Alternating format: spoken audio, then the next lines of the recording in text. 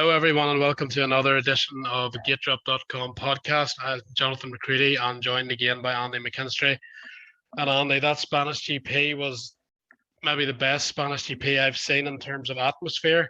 A lot of people talk about the old school tracks like Talavera and Belpuig, but for me, yes, they dissed it up with ruts as they do, but the track I thought was pretty good, pretty Spanish, a few hills as well. But that crowd with the grandstand and the chanting for Jorge Prado's name, motocross doesn't get much better than that. Well, yeah, unreal, really good. Obviously, coming into Spain, we had two old school tracks, and there wasn't too many passing opportunities. Spain, I felt like there was a lot more passing on show. The racing was a lot better, even though the last two GPs were still good. It was more entertaining, I think, in Spain, and that crowd it was crazy, really, really crazy. So well done, all involved. I think it was good. I know people are moaning that they didn't use the old school tracks this in Spain, this, that, and the other, but it's not like it was an easy track. Like it got pretty technical, plenty of ruts, some bumps as well. Overall, thought it was a good track, and for the people that moan that they don't use the old school tracks, you just need to look at the previous last two rounds. They were old school tracks. We also had Lockett and Oss this year. It's called the MXGP World Championship. So it's good to have a balance between modern motocross tracks and old school tracks. Yeah, and with 18, 19, 20 rounds, with the way it's going for each season with World Championship motocross, all these tracks, you have to be able to ride everything. And there's enough room to have old school tracks, deep sand tracks, new man main tracks. But for me, the Spanish track was good, but definitely enhanced by that crowd. Those grandstands that made it feel like a football match, or even a MotoGP type Spanish homecoming for Marc Marquez. Hugo Prado, we'll start with him. He was the megastar there. I mean, I don't know if I've ever seen a crowd chant a rider's name in a football style in the middle of the race. He's trying to hold Jeffrey Hurlings off, and he's the commentator running up and down the middle of the track, chanting his name, and fans join in. I mean, how on that track you had to concentrate with those ruts. I don't know how he kept his composure, and that's probably Jorge's biggest strength, along with his riding ability and how smooth he is. His calmness under pressure, even in the first race, to get the whole shot, bearing in mind how he was last week, where he didn't even get top 10. He knows it's his home Grand Prix. He nails both starts. It was Fevre, of course, again, that made the first mistake in the first photo trying to pass him. But credit to Fevre, he finally made that pass and took the win. But then in that race as well, it was Geiser who made the mistake trying to pass Prado. In the second race, he'd Hurlings all over him, didn't make a mistake. Jeffrey, brilliant pass to take the lead. But again, Caroli rams into the side of him, doesn't bother him. Prado takes third, pushes Caroli out wide again to maintain third and second overall. For me, that was a brilliant performance, especially coming from last weekend, and as well with all the pressure. It was all building up on the Saturday. You could tell even watching the MX races how good the crowd was going to be on the Sunday, because they were cheering for the local guys even in those races. And Prado stepped up and delivered. Yes, he didn't get the win, but under the circumstances, I thought he rode fantastic. And as I say, that track, you had to be fully concentrated, even if it's not your home GP, because of those ruts. But with that added pressure, I thought it was brilliant. Yeah, well, Prado's the sort of guy that doesn't need any encouragement. So with that crowd behind him, even if it gives him an extra 2%, that's not great for the other riders, because on the best of days, he's a disaster to get past. So with that all going for him and the crowd being absolutely amazing, what an atmosphere! Seriously, really good. And it wasn't going to be easy to get past Prado this weekend. I feel like Fevre a lot of times this year has been stuck behind Prado, and he just can't get around him. But in the first moto, he actually got the job done, and he must have been thinking at the end of the first moto, oh, so that's what happens when I can pass Prado, I can actually win a moto. So that was quite interesting. And then obviously the second moto, Prado rode solid again to hold Crowley off and to get second overall. Obviously his starts again are unbelievable, and that makes life a lot easier. He rode well considering the injury and things like that, but it's his starts are the very, very big plus for him at the moment. It'd be interesting to see if he got an average couple of starts to see what it would be like, but can't take anything away from him in front of his own crowd. Rode really well. I'm sure he'll be happy after a few difficult GPs to be back on the podium. Yeah, you wonder if he even slept last night after the buzz of what was an amazing day and maybe the best Grand Prix. He described it as the best Grand Prix ever. Actually, on social media, as I say, the crowd was all for him, and even whenever he came on onto the podium, the cheers, it was something that very few people will ever get to experience, and he got to experience it there in Spain. And also with Spain being so heavily into MotoGP and football, motocross has always kind of been the poor relation in terms of that stardom for riders. But Prado, and credit to the promoters and everyone to do with that track, Prado's putting motocross on the map in Spain clearly, and it's nice to see him get the credit and the star respect as it were from fans in Spain. I'm sure it's shown a lot of road race fans that motocross is a great sport, and now that they've got somebody like Prado to cheer for. Exactly. I mean, it's been a while for Spanish motocross since Jonathan Bargan, probably. They haven't had too much to cheer behind, but the latest generation of Spaniards, Prado being at the top of that list, seem to be breaking through now. Obviously, Prado has been around for quite some time. We all knew the talent he has, but they already have 2 world titles to his name, and now being able to get regular MXGP podiums and MXGP wins at such a young age is very impressive. And they've got a few other Spanish riders that they'll be hoping they can break through in a few years as well. Obviously, Reuben Fernandez is doing good things in MX2. Another strong off-season, possibly better equipment with the new Honda next year. He'll be looking to win GPs at least. And then Guillermo Fares Plaza made his MX2 World Championship debut, got points in both motos, so a good debut for him considering he was just racing a 125 last year. Yeah, and even in that MX2 race, we'll touch on quickly, whatever position those guys were in, Fernandez, 8th, 9th, 10th, battling through, the fans were cheering every time, every pass he made as well. So it wasn't just Prado, although he was obviously the superstar. It was whoever was Spanish throughout the whole weekend. Everybody was following what they were doing. So credit to the fans, credit to the commentators and everybody that put that event on, because that's maybe the best event so far this season. Yeah, it was very, very impressive. And you have to say, in terms of racing, I know the racing's been very good at the majority of tracks this year, but Turkey for me and Spain for me up there for the very best racing so far this year, and they're both man-made tracks. So whatever you can say, you might not like a track, you can't take anything away from the racing. It produced wonderful racing, both those tracks. Yeah, exactly. And just on Febvre, you mentioned how good he was in the first moto, and at that point you were starting to think, especially with guys who are having that costly crash, you're starting to think, is Febvre going to be the guy that's going to really push Jeffrey Hurlings? And then just when you think he's had probably the 3 best motos of the season, he hits the deck on, I think it was a turn 3 of race 2, and from there it's just, oh my goodness, points, points, points. And as you were mentioning, I don't think that track was easy to pass on, but it was possible to pass if you worked it out and you were smart and you chose your moments. And Febvre worked very, very hard to get back up to 7th.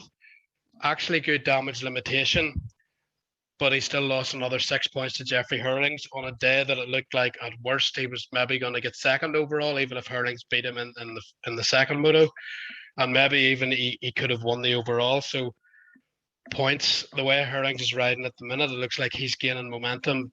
Febvre's now 12 back, guys, and we'll talk about it in a minute. It's 15.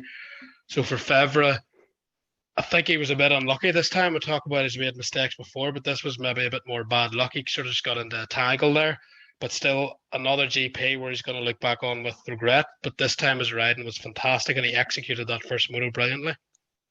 Yeah, first moto was really, really good, and you were thinking after the first moto he could get the overall here, but yeah, I think he was he was pretty unlucky. I mean, he tagged Jonas going up the start straight, and he looked like he was going to be dead last off the start, but then he went up the inside, and I think he was in around the 10th, and then I think somebody crashed in front of him, and then he got pulled up. So two unlucky incidents, let's say, but it's just racing incidents, unfortunately. But those kind of things can happen in the chaos of it all. But I would just put that one down to a bit of bad luck, and under the circumstances, he done quite well to get back to 7th, and I think he definitely had the speed for it at least a second overall this weekend, so it could be a bit of an opportunity missed. But you still can't rule him out of this championship.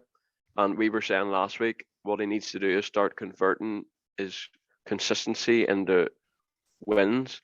And at the first time of asking in Spain, he did get a Moto win. So if he can get a few more of those Moto wins along with his consistency and not have that bad luck he had on the first lap in the second Moto, he could be knocking on the door for this title. He could be, but these next 3 rounds, we'll talk later on, and in Arco, they're going to be very key for me because they are hard pack, and Fevre and Geiser always go very well at that track, and they're getting 3 goes at it this season. And Jeffrey Hurlings is a 12 and 15 point lead respectively over them. He's in the box seat. We'll touch on Hurlings now. Absolutely fantastic performance for me, especially that first Moto. He was the one that got shut out a bit at the start in race 1. The way the track was, you had to be precise, but he could see the guys at the front getting away. So it's been very easy to panic there, especially with the points being so close and go down. He had a couple of moments, of course, but stayed up and slowly got his rhythm. He spent a long time behind Benoit Patorel, who actually rode really, really well. But once he got flowing and got past him, he said his second half of the race came a lot better for him. He started to find his flow. And that pass on Jeremy Sear, my goodness, I'm not sure you could have lent the bike in a rut over anymore. He would have been dragging the handguard off the other rut, leant over straight on stand up on the pegs. The momentum he carried into that turn, halfway down that straight, you wouldn't have thought he had a chance of passing Sear, but he seemed to just not bother with brakes too much, carry that speed in, and just fully trusted that everything would be okay. There's probably no one else in the world that could reel a corner like that. Maybe Stefan Evers back in his day. He would have been proud of that one. He came out with the pass, and that pass was crucial at the time because that freed him up. And then he put in some hard laps. He could have just settled for third, but he didn't. He was actually catching a second here, a second there on the leaders. And then when Geiser made that mistake, Hurlings was right there to pounce once Geiser got up. Geiser couldn't make a rut, went straight over all 4 ruts, and there was Hurlings in the third. And then he nearly caught Prado, and Fevre, of course, slackened off quite a lot, so he wasn't too far away either. But to get to third, that was brilliant damage limitation for Jeffrey Hurlings, and then set up for the second Moto. Better start that time. Patient with Prado, but then a ruthless pass whenever he had the opportunity, 15 minutes into the race, just across the front wheel, went wide, then cut across the inside. And interestingly, Prado, from then on, always countered that move for everyone else that tried it by then going tight, so he knew. But that time, Hurlings got him, and straight across the front wheel, no messing about, went on to the win. And to add even more mental confidence if he needed it, when Tim Geiser got into second, he was only 5 seconds behind Hurlings, and this is the sort of track this season Geiser's potentially been able to catch that gap, and he couldn't do it. And he needed to do it because he's 15 points back. That would have been a 6-point swing in the championship. So for Hurlings to hold Geiser off, and the way he was able to pass Prado safely this time, very, very good day for him. He won both ways and held Geiser off, very importantly for me, for the mental battle that goes on there in that second Moto. So another Grand Prix win, 96. If he wins the next 5, the remaining 5 rounds, he ties Evers for the 101 win record, I think. And it looks like next year he's going to take that record and he'll have his name in history books for a very long time, probably.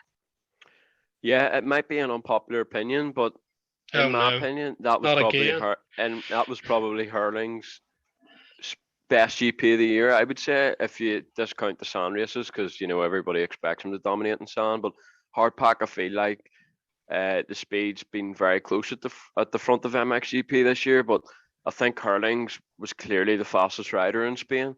With 4 laps to go in that first Moto, I think he was 22 seconds down. Now, I do know Fevre and Prado slowed down a bit and just set off for the first and seconds, but they're not going to slow down that much. The speed Hurlings had in those 4 laps are just absolutely incredible. And to set his fastest lap his fastest lap of the last lap of the race says it all, really. And then in the second Moto, whenever he passed Prado, he really just went into the distance, and then he got the gap up to 5 seconds, and then he was probably thinking, I'm just going to control the 5 seconds. and he might have even been expecting Geyser to get it down to 4.5 or 4 seconds, and then maybe he'd have a wee bit more to put it up to 5 again, but it never really got under the 5 seconds. So I think he would have had more and that would have really given him a lot of confidence, I think, because there's no doubt about it. After Geyser passed Prado, he would have really put 2 or 3 hard laps in to try and cut that deficit down, and he wasn't able to do it. So mentally, that's very good for Jeffrey, and he's in a really commanding position now. And mentally, that was a big moto win, and the way he done it should give him even more confidence. So it's going to be very, very interesting if Geyser and Febvre can respond now on Arco.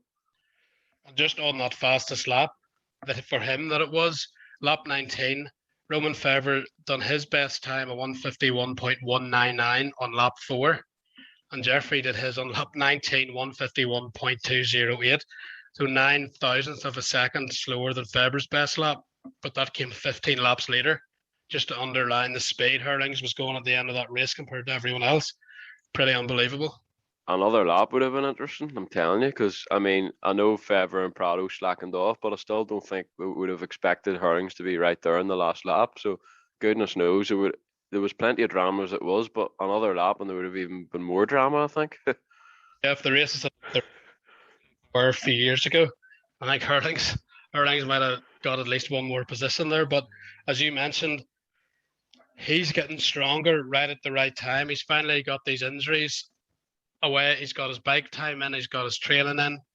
He's starting to win again, and that obviously builds confidence. Obviously, the maybe one weakness, if you want to air quote that, is his starts. He had one bad one and one decent one there, but bad starts look like they're the only thing that's going to give everyone else a chance to get a lot of points in Hurlings. Otherwise, you're thinking he's probably going to be top 3 at every race, even if he gets a good start and it's just not his day. And these guys need to start maybe taking more points than that, because Mantova coming up the last 2 rounds, you would imagine that'll play into Hurlings as well.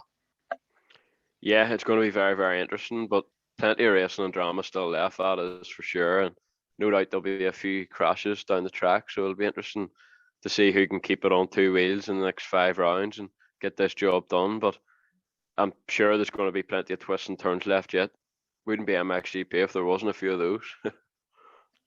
No, the racing's been brilliant this year. Everyone's kind of had their injuries now, aside from Febvre, but happily they're all back on track. Caroli was probably his best ride since that crash in Riola. He said he doesn't have to take painkillers anymore, which is always a good thing to ride. He was coming on strong, and then the second moto in Spain just totally rammed Jorge Prado. So that rivalry is still very much intact, and probably will go down to Mantova. I'm not sure. There's a lot of love lost there, at least on the track. I'm sure there's respect off it, but it's almost like a red rag to a bull. Whenever Caroli sees Prado in front of him, he just bang straight into the side of him. And then Prado, being Prado, doesn't really care, just drifts out and takes Caroli's line away in the very next corner. So that's always entertaining. But Tim Geyser, also with Prado, probably got frustrated there, because at one point it looked like what maybe would have happened a few weeks ago was Geyser caught Febvre. Febvre couldn't get past Prado, and a few weeks ago it would have been Febvre making the mistake and Geyser getting into the lead, potentially winning that race. But this time Febvre made the pass on Prado. Geyser couldn't, was getting frustrated. Then he made the mistake, and ultimately that's been very costly for him, because Hurlings ended up beating him. And again in the second race, I think Hurlings passed Geyser early, actually, if I remember right. But either way, Geyser still had the chance to run Hurlings down, at least put pressure on Hurlings, and at the end of that moto, couldn't get it done, which surprised me that maybe not beat him, but at least close that gap in a bit more. So he's a bit to think about coming into Arco, but luckily for him, that's maybe his best track on the whole circuit. He's fantastic there, great battles with Caroli there. Although you once again, you are going to need to get the start. It is quite hard to pass. It's one of those older school tracks. But Geyser 15 points back. He doesn't have a lot of margin for error now. If Jeffrey DNF's the first moto in Arco, let's say, he's still only 10 back of Geyser. So he's a wee bit more room to play with. Geyser, he has to deliver straight away from the first Grand Prix in Arco. Yeah, it's crunch time now, and with the way Geyser was riding at the weekend, I think you could tell he was thinking about the championship. I think that would be fair to say. I mean, he's been pretty smooth all year and hasn't made as many mistakes this year as he has done in the past. But especially in that first Moto and Arco, even before his couple of big mistakes, he wasn't quite as smooth as he has been in some races this year, and he was going off the track quite a bit, making mistakes, quite a lot of them. So it wasn't a big surprise to see him make the big mistake in the end. So I think Geiger just needs to go back to the drawing board, try and just go out there, not think too much about the championship, just try and have fun and ride smooth, because I feel like that's when he's at his quickest. And it's definitely, as you said, Arco's a very good track for him. So he's actually going to be the one to get a lot of fans, even though it's in Italy. A lot of the Slovenians will be traveling there. They usually have a lot of Slovenian fans there, so he'll be hoping they can get behind him, and that can spur him on to a couple of wins in Arco to get this championship down to less than 10 points anyway. Yeah, and you'd imagine the fans will be pretty hyped up for Tim, because they know the situation he's in, so every little bit of help will, I'm sure, be welcome for him, and he'll probably be pumped up the way Prado was pumped up this weekend. So I'm already excited for this Sunday. And of course, you have the midweek race as well. So again, any small injuries or anything that you might think, oh, they'll have a week to heal, that's not going to be possible for this upcoming week. Just when it's entered my head, though, Jeffrey Hurlings, at one point I thought was going to get landed on for the third time this season. When Paul's Jonas and him got a bit wrong direction in the air, I thought Jonas was going to tag him. He looked stressed. Jeffrey Hurlings looked extremely stressed. And somehow they both landed and avoided each other. Crowley was somewhere dangling around the whole situation too. So Jeffrey Hurlings had a great day, but even then he still managed to have an airborne collision. Pretty unbelievable. But thankfully he was all right. And let's hope for all these guys going for the championship that a crash or an injury doesn't decide it. Let's hope it just stays on the track and everybody can stay healthy for the rest of the year. Yeah, it was a close one between PJ and Hurlings, but I think it was in the first lap, and things are pretty chaotic as it is in the first lap, so those kind of things could happen. I think it would have been a complete race incident if something like that did happen. Looked to me like Hurlings tried to keep it low to get the power on the ground quicker, and PJ just sent it normally. So fortunately, the didn't touch and all was good, yeah, it ended up being a good race. And just on PJ, I feel like his results don't actually reflect his speed whatsoever. I mean, sixth in the first moto, but for the first 20 minutes, I mean, he was right on Hurlings. He was following him the whole race. So speed-wise, he's in really good shape, but 6.5 doesn't really reflect the speed he has. He just needs to get better starts. And even that second moto, he actually passed Hurlings back on the first lap. Hurlings kind of got him, and then it looked like Hurlings was, I think, second or third. He was like, you were right, he's in good position this time. And then Jonas just came up the inside of him, and Hurlings had to take avoiding action, and that was Jonas ahead of Hurlings. So Jonas is getting you feel more and more confident. This is becoming a regular thing. Probably 8 times out of 10 when he gets a top 10 start, especially a top 5 start, he's running with that main pack now, and he's running for longer and longer and longer. Both motos, he pretty much had the pace again. Right, battling with Crowley as well, coming up there with Geiser. Not afraid to battle Hurlings. He had that pass. He had almost had that collision because he wasn't giving in. Hurlings had to battle very hard to pass him. Jonas, I think, is really starting to believe in himself. Obviously, he always believes in himself, but the results are justifying that initial belief, and that's just creating more belief. And the longer he's with this team, he could be a big player next year as well for me. And as you say, if he keeps getting the starts and gets even better starts, that's only going to help him.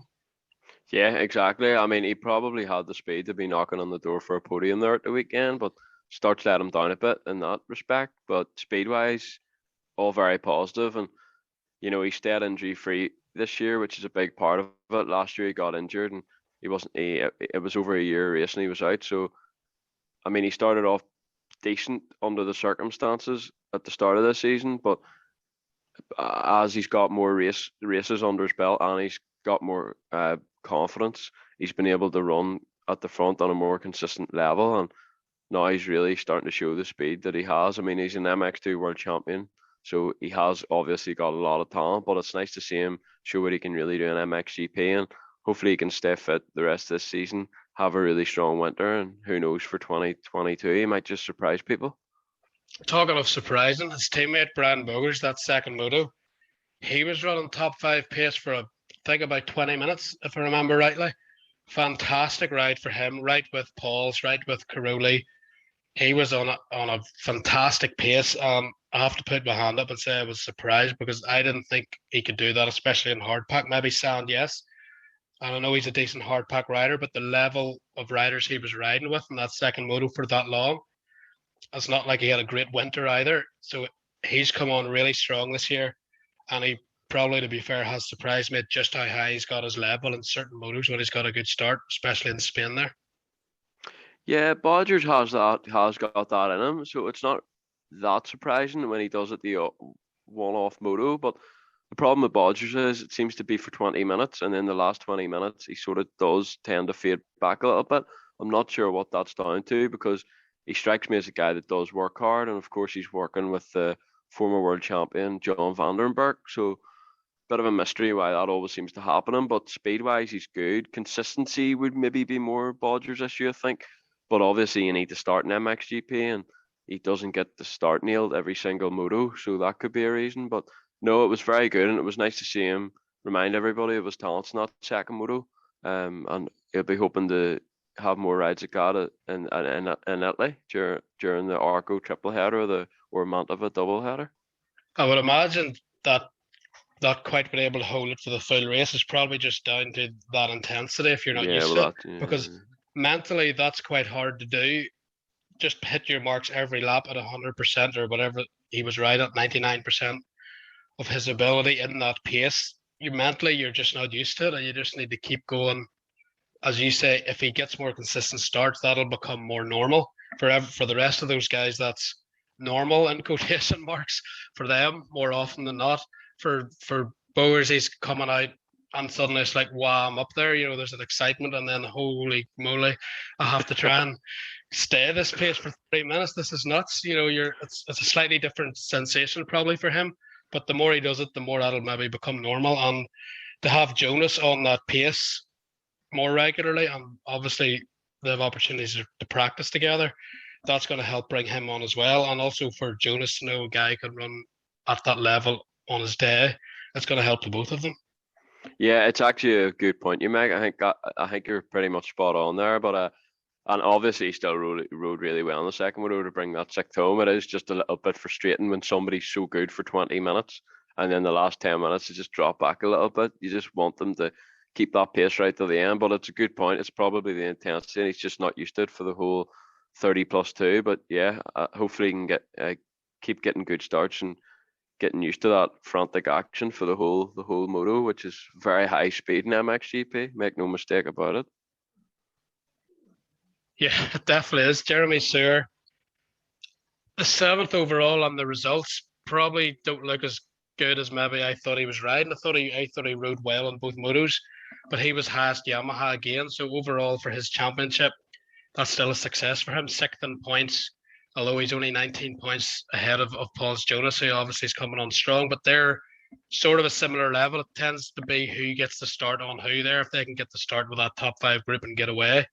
But those two, it's a bit of a battle for them at 6th. But Sear, maybe not the results to say, whoa, he's definitely went to another level, but I think in his riding he has recently with his health issues, overcoming them. And like he showed that in Spain. Yeah, he's definitely riding a lot better than he was a month or 6 weeks ago anyway. So it looks like the Epstein-Barr virus he has, he's putting it behind him slightly now, which is good to see, and he's on the up. And for him, it's just important to try and end the season as best as he can, really. Have a strong winter and then go into 2022, and hopefully we can see the Jeremy Sear we've seen this last 3 seasons, really, where he's been second in the world on each occasion. On 8th overall, fantastic day for him. Benoit Paturel, strong in both motos actually. Really good at this, as we mentioned in that first moto. We held off a lot of good guys for a pretty long time, but obviously that pressure is going to eventually tell. It looked like he didn't get a minute's pace, probably stressing every single time he took a rut that somebody was going to come around the outside of him or up the inside of him. But he rode really well. This is more the level of Benoit Paturel's talent, and it's really nice to see him fulfill that now after so many tough seasons, and not just in one moto in Spain, in both motos to get that 8th overall. Yeah, really good. And Pat Urel's type of rider that sometimes is one good moto, and then the next moto he's nowhere to be seen. So after the first moto, I was praying that he could at least get a top 15 to back that up. And actually, he was pretty much just as good in the second moto as the first moto. So very, very positive. And 8-9 for 8th overall. By far his best GP of the season and for quite some time, actually, truth be told. But hopefully he can push on from this now, end the season on a high. I feel like ever since he's moved to MXGP, it's been one thing or another with him with regards injuries, health issues. I think he's had bad Epstein-Barr fires. Then he had COVID and then injuries in between those. So it's quite sad when that happens to a rider and they never really get a chance to go for it due to other circumstances. But yeah, hopefully he can end the season on a high and similar to Sir, have a good off season and then come into 2022 singing. But for me, it was nice to see him have the 2 consistent motos in the top 10 and looked like he looked very comfortable and he believed that he belonged there as well, which is good to see. Yeah, his performance in Monte at the Nation seems to have awakened some confidence in him, and ever since then he's definitely upped his level. Also, a good result for Arno Totis. I think it was the second moto last weekend. It looked like he'd injured his arm, and I was thinking, oh no, this is a very Arno Totis thing to happen. You start getting your flow and your results coming back, and then another injury. But thankfully, it wasn't. 10th overall for him. And since he's come back from that concussion, his performances have definitely been much improved as well. Yeah, not bad. Tonis obviously has a lot of talent. There's no doubt about that. But this year, just things aren't going to plan, you would say. So it was nice to see him have 2 consistent rides, get a 10th overall. Obviously, his future's up in the air. And even though he's with the Hostetler, I've probably got the name of that wrong, but the Hostetler Yamaha team, I do know that Wilvo are helping with the engine, so he has got good equipment there. So he's probably been under a bit of pressure to get good results, and it was nice to see him get in the top 10. So we'll have to see what that leads to for 2022. Yeah, it would be nice to see him continue for another year. His style on a bike and everything's really nice to watch, and he's shown he still has speed to get in the top 10. And to be honest, if he's riding at his full potential, gets a good start and comfortable and all of that, he can probably still get in the top 5 on a more regular basis. Thomas Kjær probably went back to the Thomas Kjær of this season in general. Not a bad day, not a whoa, did you see the speed of Thomas Kjær day, but 11th overall. And he's kind of starting to inch his way up in the World Championship. He's 10th in the championship now, overtaking Ben Watson, who had a tough day with the ankle. Ben's down to 13th. So it's Olsen that's sort of leading that mini battle for a top 10 with those selection of riders. Yeah, again, another very solid and consistent day, 11-12 for 11th overall. And it's his consistency that's been the positive so far this season. And that's got him 10th in the championship. I mean, if you'd have said before the season, 10th in the championship for TKO, you'd probably think, yep, that's dead on. That'd be a good season for him. But we just haven't really seen him in that top 5 or 6. I thought he would have had better high moments. But as you said, I think in the last podcast, he just hasn't been getting starts. And you really need starts in this class to see the speed and see what the top 5 are doing, because the top 5 are an unbelievable level. If you're not getting near them in the first lap, it's hard to do what they're doing and be able to copy them and see their speed. But hopefully he can start getting a better drive out of the gate and running up the front from the start. I've just remembered Reuben Fernandez did a knock in a rut, which was pretty impressive on his way through the field. So big congratulations for that. That was quite a skillful move, not one he probably meant to do, but one he executed perfectly and still came through to 7th. So well done, Reuben Fernandez, on the knock. He did a bit of freestyle for us. Yeah, he must have been watching Jeremy McGrath in 1996 or something, although he might not be old enough to have done that. Anyway, we'll move on. Alex Lupino, another decent day for him. He might be a bit disappointed he didn't get the top 10, but 12th overall. and ninth in the championship. It looks like you would imagine that, as we said, ninth to 13th is still relatively close for everyone. But with Arco coming up, hard pack, good memories from Mantova, you would imagine Lupino will probably remain in this top 10 now for the rest of the championship. Yeah, he's just doing enough to hang on to this ninth. Yes. He really, really wants to bring home this ninth. He does. He's 13 points ahead of Olsen. Olsen's 10th, obviously, Lupino 9th, but Brian Bogers is only 11 points behind Olsen, so it's definitely tightening up on Vlaanderen 6 points further back. So there is a bit of a battle there, but as you mentioned, he's just doing enough. And with Arco, he's usually very good round there.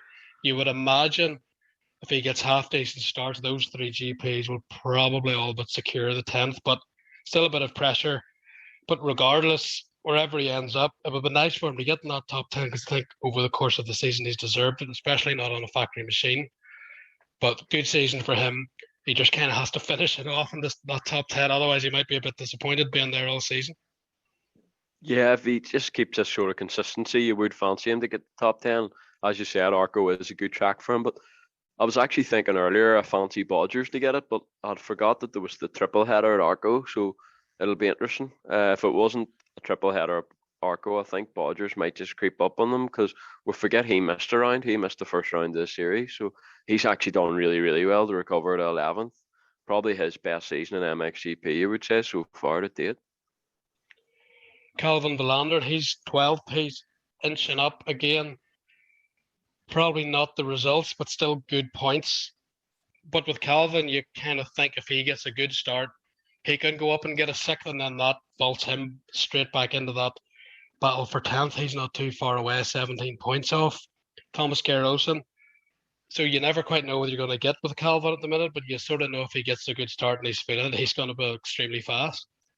Yeah, his speed's always quite good. Starts, I think, in that second moto he got caught in that pile-up. Febvre got caught in, so best he could do was 16th after that, which is a bit disappointing. But 12th in the first moto was solid. I feel like Vlaanderen's had more go wrong than the others, though. I feel like if you look at the results, you probably have more DNFs than the others. So I think that's hurt him in the championship respect, which is a bit of a shame because I think he, considering that well, Lupino is sort of in the same boat, but considering the equipment and stuff, I definitely feel like he deserves to be closer to the top 10 at least because he's done a really good job this year. Yeah, he's at 6 no point scores. Well, there you go. Just as I'm looking at, although Bogers obviously had the 2 non-scores in Russia, he had another couple of no scores as well, and then a 1 point score in France. So it's maybe slightly evening out. Lupino he's had 4 no scores, so maybe you're slightly evening out, but Vlaanderen's maybe the worst end of that cluster of no scores. But it's still all to play for all those riders, including Ben Watson. He's in 197, so it's that sort of group, 9th to 13th, all vying for a top 10. And if he can get his ankle sorted out, which he injured last week, and then obviously hindered him this week, it's been a bad couple of rounds for Ben in terms of, obviously he's trying to sort out a deal. We've been told, obviously, Kawasaki do have him under consideration for a ride, but nothing signed, and other teams are looking at him as well. But for Ben, you would imagine it's imperative that he's putting in good results at the minute, and this ankle injury is kind of taking that chance away from him to some degree. Yeah, it's a bit of a shame that he was having a good season, and the ankle injury sort of hindered the progress he's been making.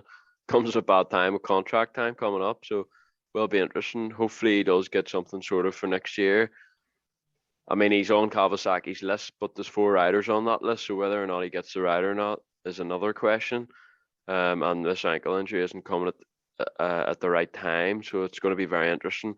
I do feel like it'll be a while before Kawasaki decide on a rider because they obviously want to see what Basrami can do. If he comes out guns firing and or guns blazing in Italy, he could be right in the shop window for the ride, so it will be interesting. Yeah, so you would think Basrami would definitely be possibly justified getting the factory ride. Calvin Vlaanderen, you would say, deserves a factory ride with his performance. Ben Watson, for me, deserves a second year in a factory team. I'm sure there's probably somebody else I forgot. Alex Lupino as well, although it looks like he may be going to beta. But again, that's not official. Jasakonis is the fourth name on Kawasaki's list. So somebody might just miss out on a good ride, but there's a lot of all those riders. You could make an argument deserve a factory shot, so it's quite difficult. It's not going to be easy to choose. And as you mentioned, Basrami's coming in. I think most of the riders are all fully fit and racing at the end of the season, which is usually isn't the case. And so you have bar obviously Monticelli, which is who Basrami's replacing. So he should be fast. Hopefully that knee injury's recovered now and he's got a bit of testing on the Kawasaki. Then you have Dylan Wright coming from Canada. He showed good promise at Mantova, although I know he's looking at top 10 in Arco, which maybe if he gets a start and hangs on, that could be possible. But from Motocross of Nations to MXGP, you've probably got an extra 12 guys in there of quality. So instead of maybe 10, you're going to have about 20 to 25. I mean, I was actually looking at the guys outside the point at some stages yesterday, and they're legitimately fantastic riders. So it'll be interesting to see where Dylan falls within that depth of the class, what he does when he gets a good start, what he does can he come through the field if he starts 22nd to come into near a top 10. He's looking at starting into the top 10 and trying to progress to the top 5, which might be slightly a bit of a reach. I'd be thinking more get points and then aim for the top 10 come month of the track, But he's obviously a good rider as well. So you add Basrami into that, Dylan Wright into that. We already have another 25 guys who all seem to be fit. I know Sean Simpson's still dealing with that thumb injury, but he's still getting points. Alberto Ferrado, he can run in the top 10 on a good start. We've seen Tonas, Van Donnick's done the same. Jacoby, you never know with that guy. He gets a start, he can just pin it. So there's a number of riders already there, and 2 more added into what's a pretty fantastic field on a very tight Arco track. It's going to be pretty exciting racing for a whole week coming up. Yeah, it is indeed. It's going to be fantastic. Can't wait to see. And as you said there, Barami and Dylan Wright to add 2 more quality riders in MXGP, which already isn't lacking anyway. They'll probably not get too much TV time, those 2 guys, unless they get a whole shot or something with how fast the guys are up front. But yeah, it'll be interesting to see. Wright's a complete unknown. It's hard to see it's hard to predict how he'll do at Arco. I mean, at Mantova, I think if he gets the starts, I think 10 to 12 is probably within his reach. But Arco, it's hard to know. It's a very unique track, that, and I doubt Canada have any tracks like that. So it'll be interesting. But at least he's got the 3 rounds, to learn the track. So he'll be able to pick it up quickly, I'm sure. Yeah, it's not a bad 5 Grand Prix to do, actually, because as you say, you get 3 rounds at one track, and he's already been to Mantova for a full weekend, Saturday and Sunday, and then he get 2 rounds at there. So it will actually suit him quite well. He'll not be moving to different countries and different cultures and all that you normally do with a World Championship. In some ways, that section, the logistical side of it and what you have to get used to is going to be a bit more easier than normal. But this class just gets tougher and tougher. We'll have Brylikov. He got points again. Lorenzo Lacurcio, he's back. He battered and bruised for a while there. He came back and got points, so fair play to him. That's pretty impressive as well. Yeah, he did impress me, actually, considering he battered and bruised, like you said. To go 18-18 isn't bad at all. And even Valentin Guillot, 17 in the first moto, not bad. Yeah. As well. So those are guys that you can easily forget who are good riders. The Dylan Wright's coming into the battle as well. I mean, Guillot got a second at the Nations. And it's crazy. You're not going to be expecting to get second at a Grand Prix, even though he's still riding well. So that's the level of the MXGP World Championship, which for me is the toughest motorcycle series on the planet right now. The depth's amazing, and obviously motocross is the hardest sport. So when you combine them both, it's pretty impressive. And just when you watch those top guys, the way Herlings and Prado and Fevre were riding them ruts, the speed they were coming in and just laying it over and setting things up for different turns and wheeling out over the bumps before one of those drop-offs, because it was getting so choppy. They were just lifting the front wheel, before that, it's really, really impressive the bike control they have and how their brain can just process everything at such speed when they're neck and neck battling for positions. So more of that to look forward to next week and 3 in a row. So that'll be pretty exciting. So MX2, first moto, you thought it's the Tom Vial, Maxime Renault show, and Tom Vial, as usual, is just that slightly edge on his French countryman. And then second moto, Jago Gertz finally got a start, road to true potential. I was rejoicing at that. He actually said he was really angry after his first moto debacle where he crashed twice, and you were just like, my goodness, Iago, come on. And then fantastic ride in that moto. So that was great to see. And then you had Maxime Renault passing Tom Vial as well. Tom Vial tried to come back. You could see he was just kind of fighting for his flow or fighting for the. He didn't give up, and they were edging him a wee bit, and he was fighting just to try and find that flow that usually gets him to the win. So all those three guys rode really, really well, I thought, in that second moto. And probably in raw speed, those are the three guys, maybe a Kyle Wolf on his day and a couple others like a Hoffer, whoever. But those three guys on talent, experience, and all of that in line are probably the three you maybe would have expected to come in to battle week in, week out for the championship. I have to say, I really did enjoy that second MX2 moto. I know there wasn't a whole load of passing going on, but it was very, very intense, and you could just tell the speed was very, very high. And we've been sort of waiting all year for those three to go at it, and finally it happened. And it was very, very enjoyable, I thought. It was really, really interesting. Obviously, like you said, Vial ran away with the first one a little bit, but Renault knew there was a GP on the line in the second moto, so he gave it everything he had. Then you had Gertz, who actually rode like Gertz. Hello, welcome to 2021, Iago. And then you had Vial, who's just a very smart rider. You know, you could tell he wasn't quite as comfortable in the second moto, so he thought, right, okay, here, I'm not going to panic. I'm just going to sit here and watch him. You sit here and watch him. And I think that strategy was the correct strategy to do. But as he was just trying to force his way past Gertz, he just made an uncharacteristic mistake, which isn't actually like him. So he is human after all. And then that sort of meant Gertz had the freedom from nobody behind, and then he went after Renault.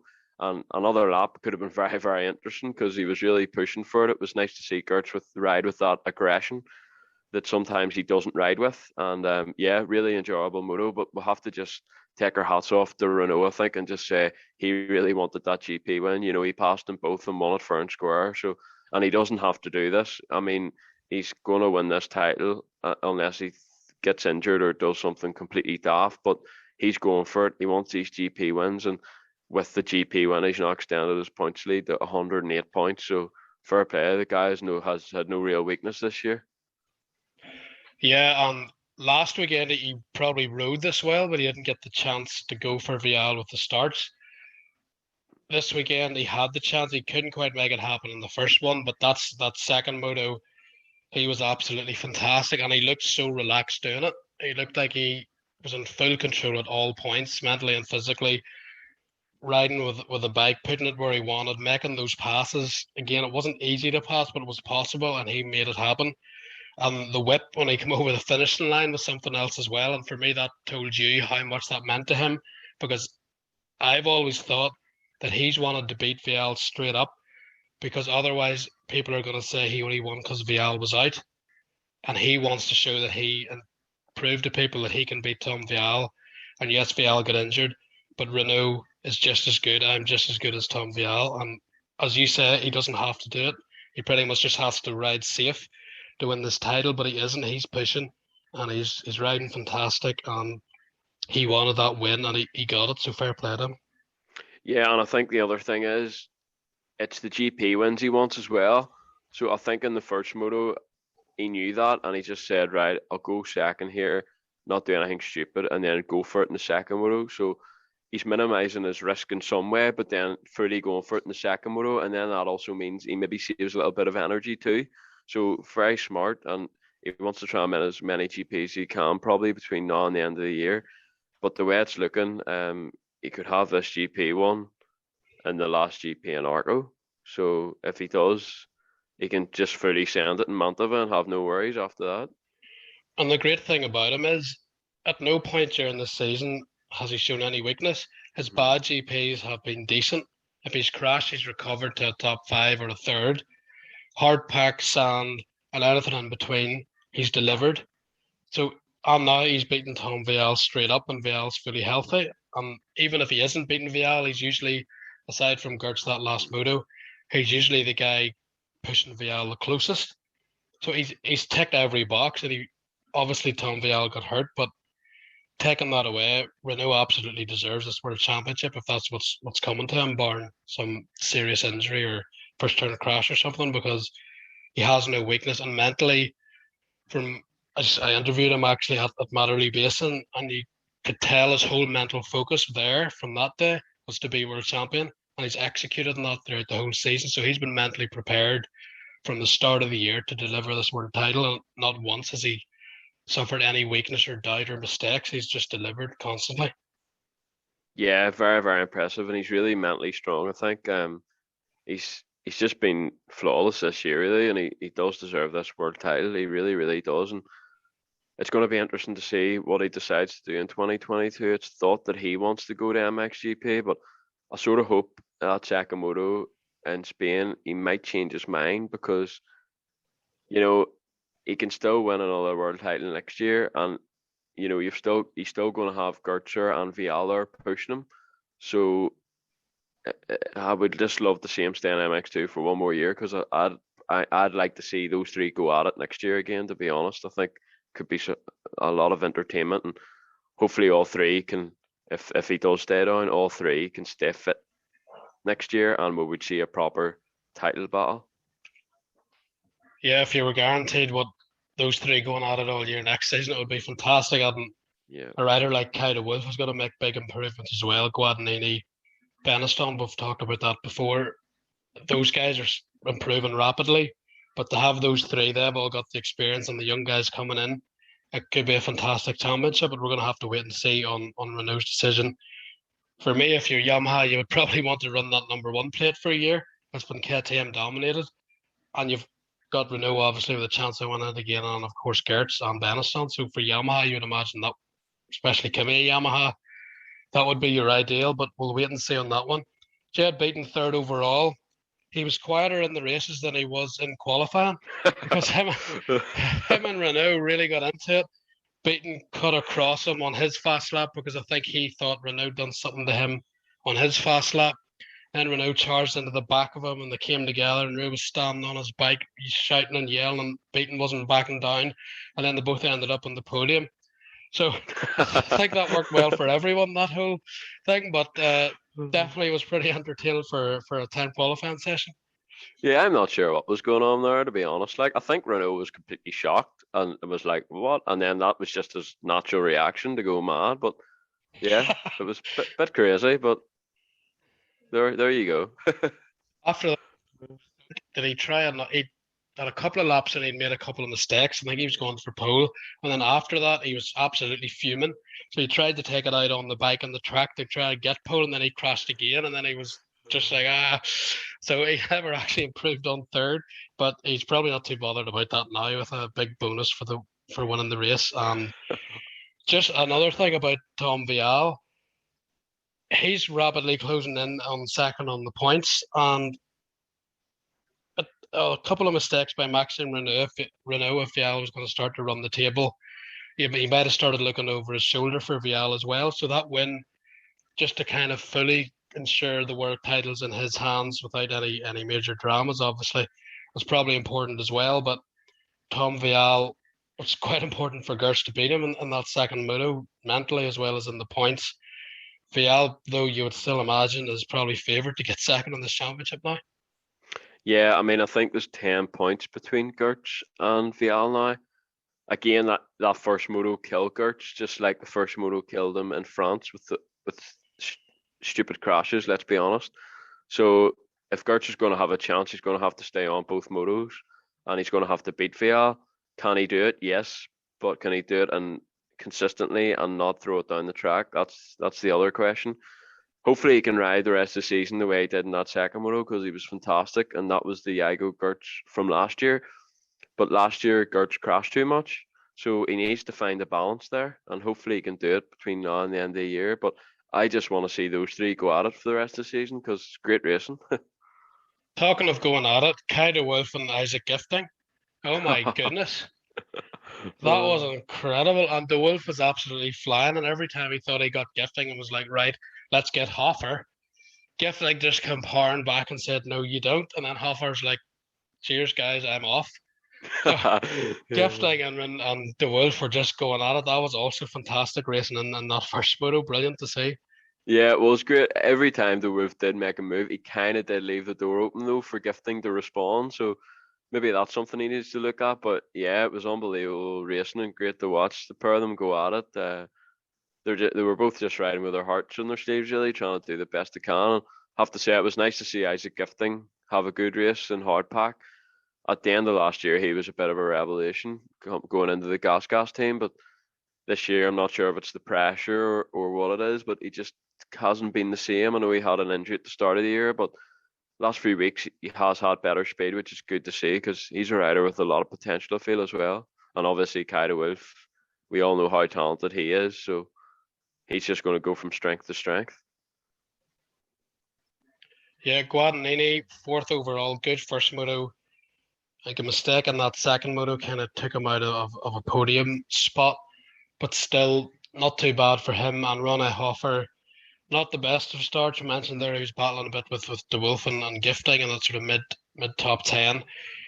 He got fifth overall, but again, a strong ride for him because obviously he can get a whole shot and ride really good as we've seen. But he got average starts there and still made passes and still held his position well. So I think all in all, a good day, maybe not as spectacular as the last couple of rounds, but a good day for Ronnie Hoffer. He's starting to show that consistently he's on an elite level pace. Yeah, Ronnie Hoffer this last 3 or 4 GPs that's the Ronnie Hoffer that we've been waiting to see. I feel. I mean, from both motos, I think he was a 10th or so in the first lap. So for him to come up to 5th and 6th to show the speed he had, I think is very, very encouraging. And if he had a better start, a podium is definitely possible there. So he'll be hoping to nail starts in Italy for the last 5 rounds. And just on Guadagnini, he made a mistake in the second moto, but wow, what about the first moto? Was it the first or second lap just before the waves? He was sideways. I do not know how he stayed on, but thankfully for him, he did, and he was able to bring it home for third in the first moto. Yeah, I just remembered about that when you mentioned it there. That was a bit scary for sure. And that ground's pretty hard, so that definitely would have hurt. But Reuben Fernandez, 7th overall for him, coming off injury. He rode his heart out both motos. He was just scrapping, as you would expect from Reuben Fernandez. And as I mentioned earlier, every time he got close to anyone, the crowd was going bananas and when he made a pass.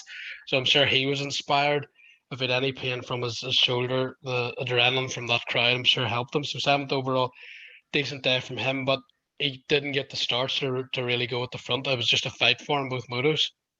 Yeah, obviously it's been a few difficult rounds for Fernandez with the shoulder injury, but he's been really good this year. Make no mistake about it, and it's nice to see him running easily in the top 10 again. And obviously the 5th in the second moto was very good. So as he recovers and gets back to 100%, he should be battling for top fives in Italy as the season concludes there. There's no doubt about it.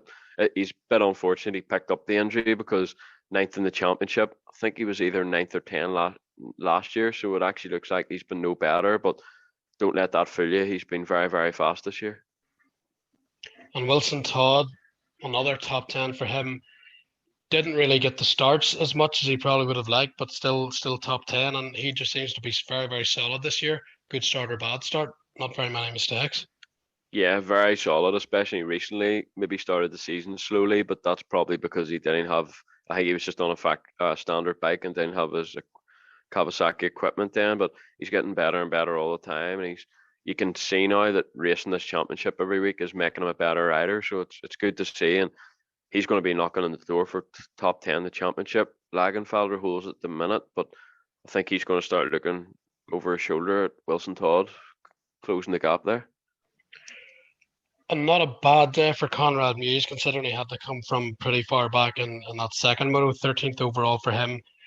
Harrop again, fairly decent, 11th overall, although he probably wanted to get in that top 10. But Rubini 14th, Gifting 15th. Gianluca Facchetti, he's really starting up his pace. He had a good second moto. So the depth in this class, you actually mentioned it to me on Sunday, it's pretty high. And unless maybe you're a Tom Vial rider of that level and that confidence, it's hard to come through the pack, and you have to get a good start because all these guys are really fast at the minute and they're really hungry to improve themselves because their careers on the line, especially outside those initial factory rides. They're trying to step up for the next step in their career. Absolutely, it's a stacked class this year, no doubt about it. I mean, Kevin Horgmo, that guy can ride a bike, and I don't even think he got points there.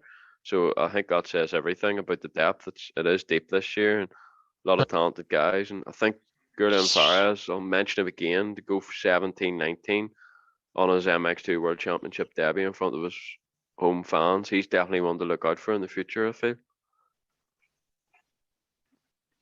Yeah, and Horgmo, I think no points in the first one, but 16th in the second one. Oh, 16th, okay. But again, you've just behind him is Bastien Bodam. Kyle Wolf 18th, he crashed and said he broke his nose. On Fares 19th. So you've just quality rider after quality rider, all knowing with the age limit that their time's running out for their career. They have to perform. And when you're in a factory team, you pretty much have to win on podium. So everybody's actually got quite a lot of pressure, one way or the other. So there isn't a lot of coasting there. They're all having to go for it, and a bad start, it can be pretty frenetic in the back of the pack. It can indeed. Been really, really good battles, a lot of battles, and good action in MX2 this year. It's been really good. It's just really frustrating sometimes when Vial gets that hole shot and gets away on those first couple of laps, because kind of the odd moto it does kind of ruin. But it's overall it's been very good racing further down the pack. It's stacked, full of talent, and it'll be interesting to see how some of the MX 250 guys get on next year when they move up. Right, WMX. Let's go for it. Courtney Duncan versus Cara Fontanezy. What about that pass? For me, I thought it looked like she was going to have the pass anyway, so I didn't see the necessity to go straight on and put her off the track. Cara was obviously pretty annoyed about it, and probably even more annoyed at the fact she stalled whenever she was right behind Courtney in that second moto, because you would imagine she'd have been looking for some revenge there. But for me, that pass got Courtney the world title, because now it's going to be pretty hard. Whereas if she hadn't done that or hadn't been able to win that race, the title looked like it was going to be going to the wire. So is it okay to do that in a World Championship situation? For me, it was a bit early to pull the trigger on that, maybe the last moto or something. Not necessary, but she done it, and you can't knock her determination. She's a great rider and just tough, because that crash she had later in that race was pretty phenomenal. And to come back and still hold Fontanezy off, I'm surprised Fontanezy just didn't go for the front wheel or something as some revenge whenever she had the shot. But Duncan survived that as well, so you can't knock that girl's toughness and her speed. But did she need to make that move that aggressive? For me, not really. Yeah, I mean, if it had been in Turkey, where both of them were very similar speed, I think I would have understood it more. But Duncan was a lot faster in Spain there at the weekend, so I don't think there was any real need to do that. I mean, she basically went straight and didn't even attempt to turn the corner, and at the last minute just got in the rut. I mean, she avoided 3 ruts. She could have easily just turned, but yeah, she done it, and that was it. But yeah, mind games possibly, who knows, or just Courtney just saying I'm the boss here. But it'll be interesting to see if Fontanezy reacts now. I think Fontanezy just said what she said in the podium to try and get in Duncan's head a little bit. But whether or not it works, it remains to be seen. I think they've only got 1 round left, so I mean, if Fontanezy wants to win this title, she's no other option now. She's going to have to T-bone her, let's be honest. Have to hope that they come together, to put it politely, and Duncan DNFs or something. Really, that's But Courtney's actually put her in that situation, so I don't think anyone can complain if it comes back to her either. So you're just gonna have to watch out for that up on the inside or something. Yeah, But exactly. Although the second moto was very frustrating for Fontanezy. That's where she really blew it, was stalling it in the first lap. yeah, but again, once again, dramatic racing in WMX. Yeah. It's been really, really good this year. Also, great racing AMX 125. And oh dear, Sasha Conan. Oh, you've done it again. You've done it Oh, again. I wasn't sure if you'd mentioned him first this week or not, but you did. well, I wouldn't have accepted he was going so good in the second of him. I thought, this is it. He's going to win it. He's being smart. He's all over the leader. And he almost ran into him about 5 times and crashed but stayed up. And I thought it's going to be all right. And then it wasn't all right. But If he I actually Van Arp. he rode really well. But we're on the Conans at the minute. Don't Okay. jump the gun. Okay. Sasha actually impressed me in the first one because he didn't crash and he was mired in the pack and came through pretty good. But he got the start in the second one, and then it looked like he was injured, but I'm not sure if it was the bike or him. Either way, it didn't work out. But Lucas Conan, really impressive for me. He was really, really good in that first one. Another lap or two, he might have won it, but he was riding an absolutely fantastic pace, and then crash, I think, in the second one, and that ruined his overall, which led us to Van Erp. He's delivered again, a Dutchman on that sort of ground, not really what you would expect, but rode really well. First overall, consistent, good under pressure in that first moto to take that win with Conan on him. And he's been a revelation the last couple of weeks. Yeah, he really has. Very, very impressed by Van Arp. He looks like he's actually the right build to ride that bike now, and he's thrown it about it quite a bit too, which he uses a lot of energy, let's say. But it's great to see, great to watch. 1-4 again for second overall in the MX 125 class, and moved up to fifth in the championship. So he'll just try and keep doing that as the season progresses now. But Lucas Conan, I mean, if he didn't break his collarbone at Mattery Basin, he could have been right in this championship chase. I mean, he's fourth now as it is, and he's got three at least two DNFs. So the speed he was carrying is very, very impressive all weekend. He's definitely one to watch for the Yeah, future. he's had three no point scores, and he's still just 65 points off it. So give him 15 even, for each of those Yeah, DNFs. He's right in it. But exactly. Bobby Bruce is right in it. He rode well for me, especially after that. He looked pretty sore in the second moto in France. So to come back and be at the front again, fourth place in the first one with Lada having his problems. First time he's been kind of inconsistent, really. A couple of crashes. Although fair play to him, he came back to win that second moto under big pressure. So mentally, that was huge and pretty, actually, really impressive for what he was able to deliver in that second moto because he just lost all his points advantage and had to put it back. And a lot of riders, for champion level riders, you want to see people that can grow under pressure and perform. And he certainly did that when the chips were down. So fair play to him for that second moto. But overall, Bobby Bruce has gained points, valuable points back. There's 4 rounds to go, and he's 11 points off in the championship. Carsmakers is third.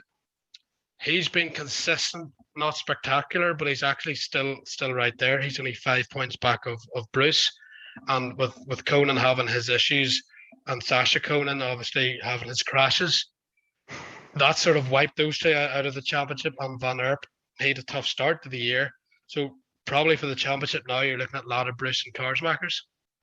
Yeah, I think you're right. It's between those three.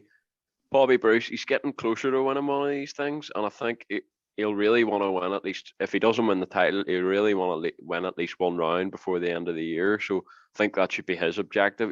He's definitely getting closer, and it was nice to see him get his first pole of the year in Spain as well. So only 11 points down, but it is going to be hard to beat Lada, for sure. After the first moto, you thought he was crumbling a little bit. It was a complete disaster. I mean, he bent it twice, and it looked like all the pressure was on him for the championship. But he dusted himself down between the breaks, went out, and was very, very impressive in the second moto actually to win it and uh, extend his points lead again. So he'll be feeling confident now, and things like that's going to make him a better rider. I feel going ahead to the future. If he's able to get this championship done, he now knows what it takes to win one. So he's very, very talented, that's for sure, and one to look out for. Yeah, it's quite an interesting test and also good experience to go through for these three riders, because this is not just a test of how fast they are. This is a test now of how they perform under pressure with a championship battle. So if I'm a team manager, and obviously their ages maybe vary and experience and stuff like that, but overall right now it's who can deliver under pressure. And if you're a team manager, at least if I was a team manager, I'd be watching very closely as to who can rise to the challenge here. Yeah, it's a very good point, that very good point, and it prepares them better for the future as well, being in this position. I mean, if somebody just was able to dominate the title, they haven't really got that pressure because they can start riding smart and stuff like that then. But right now, there's only 16 points between the top three, so they're not at that stage yet. They need to go out and deliver as it is right now. So yeah, it'll be interesting. It should be an exciting end of the championship as well. And even for the whoever doesn't win this championship to be in that position, this is what's so great about the EMX classes. It's a legit long enough championship on different tracks to go through something like that. They might be able to learn from that, and then if they're in a title for the MX2 World Championship, they might be able to pull it together for that because of what they've learned. So you can look at it both ways, obviously.